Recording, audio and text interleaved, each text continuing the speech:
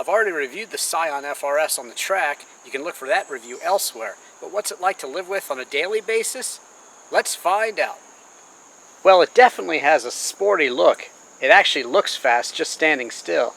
I don't know if it was their goal, but making a baby Ferrari California is certainly not a bad thing in terms of looks. I think it's definitely a winner. There's really no bad angle on the whole car. The sporty look is carried over to the interior. The racing bucket seats do a great job of holding you in when cornering fast, but at the same time, they're also supportive and comfortable too. The center armrest is actually optional. You do have two cup holders here which you can remove, and then you do have some pretty deep storage there once you take them out. Moving up, you also get a charger.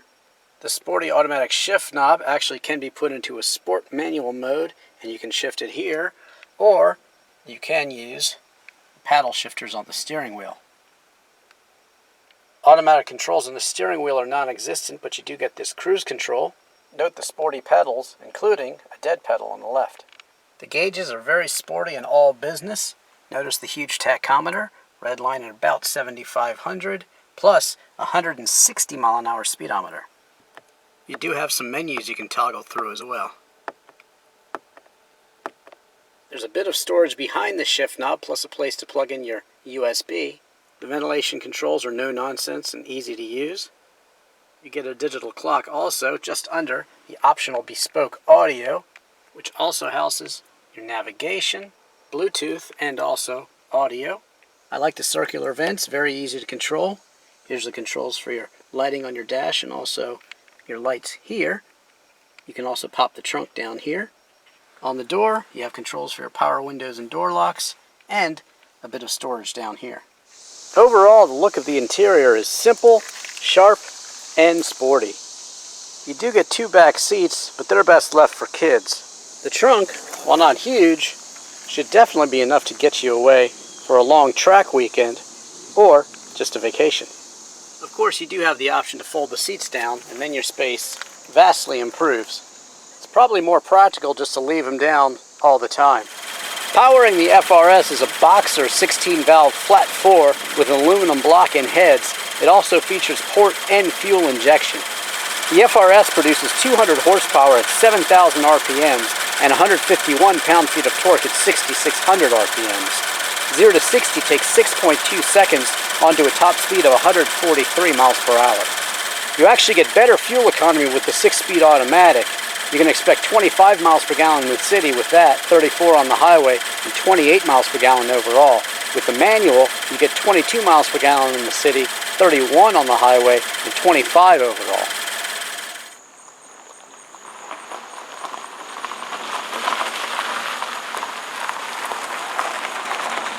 So pricing for the FRS starts out in the mid-25s, about $26,000, and really, like every Scion, you can really customize it yourself. Just for grins, I went on and kind of did up my own Scion FRS in blue, and I put on exhaust, the bespoke audio, and of course some soup-up engine modifications to make it a bit faster. And basically, I pretty quickly got over $30,000, so about $31,000 for the one I wanted. This one, my test car, about $28,000. It really only has the bespoke audio. That's the major option. So it's very fairly priced, and it's priced on your exact needs. I like the fact that you can totally customize it, both in looks and in terms of overall performance too. So what's it like to live with the FRS on a daily basis?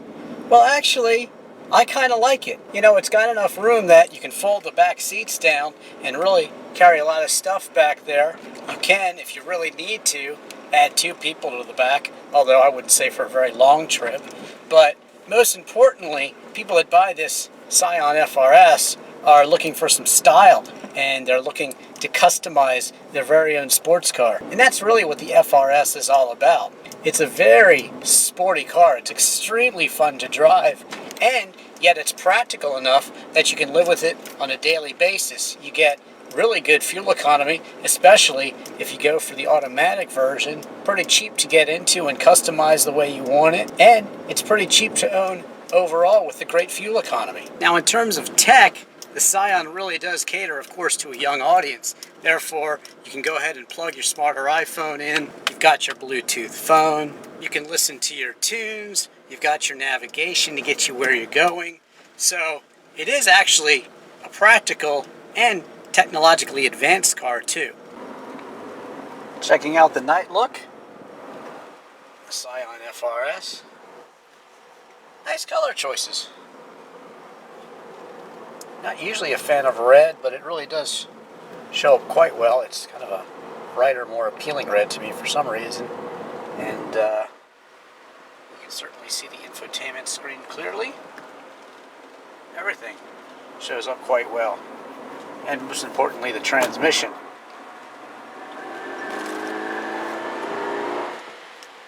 A lot of speed, especially in the sport mode with the stability controls off. You can really have fun with it. Hypersensitive throttle. And match rev downshifts. Very cool.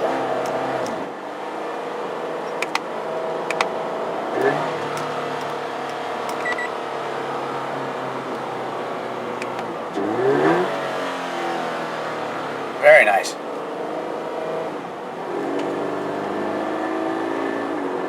Definitely a rev-happy engine.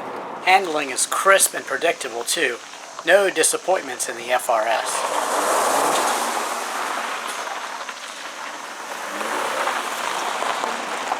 The view from behind the wheel in the FRS is really, really cool. To me, like I said, it looks like a baby Ferrari California, maybe even a Corvette. But certainly those pronounced scoops over the wheels are very, very cool.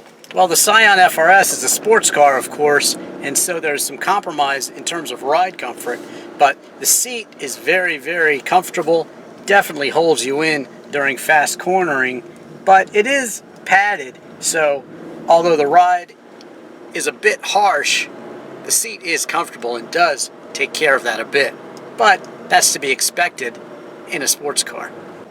I'm very impressed with the Scion FRS. I think it's the perfect mix of practical and fun, plus you can customize it and really make it all your own.